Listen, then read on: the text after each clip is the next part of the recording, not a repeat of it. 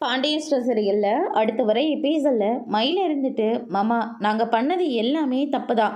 ஏதோ என் வாழ்க்கை நல்லா இருக்கணுன்றதுனால எங்கள் வீட்டில் இருக்கிறவங்க இத்தனை பொய் சொல்லி என்னை கல்யாணம் பண்ண வச்சுட்டாங்க. அவங்களுக்கு நான் துணை போகிற மாதிரி ஆயிடுச்சு.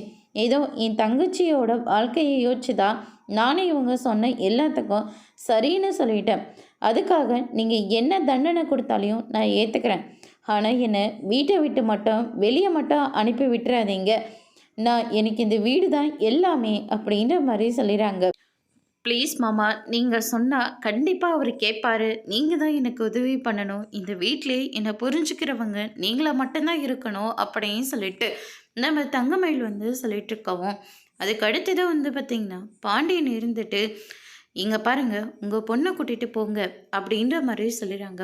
இதை கேட்டோன்னே தங்கமயில் வந்து பயங்கரமாக ஷாக் ஆகுறாங்க. அம்மா நீங்கள் என்ன சொல்கிறீங்க? நான் சொன்ன ஒரே ஒரு காரணத்துக்காக என்ன ஏதுன்னு கூட கேட்காம அவன் உன் கழுத்தில் தாலி கட்டினான். ஏன் அவன் உன்னை கல்யாணம் பண்ணுறதுக்கு முன்னாடி ஒரு பொண்ணை விரும்பிட்டு இருந்தான்.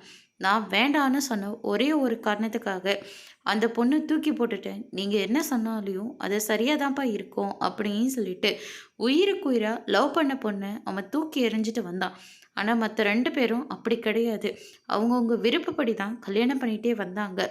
ஆனால் அவங்க இந்த வீட்டில் நல்லபடியாக தான் இருக்காங்க.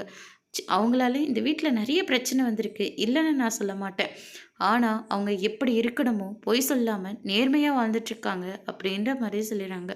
அதோட பிரம முடிச்சிருக்காங்க.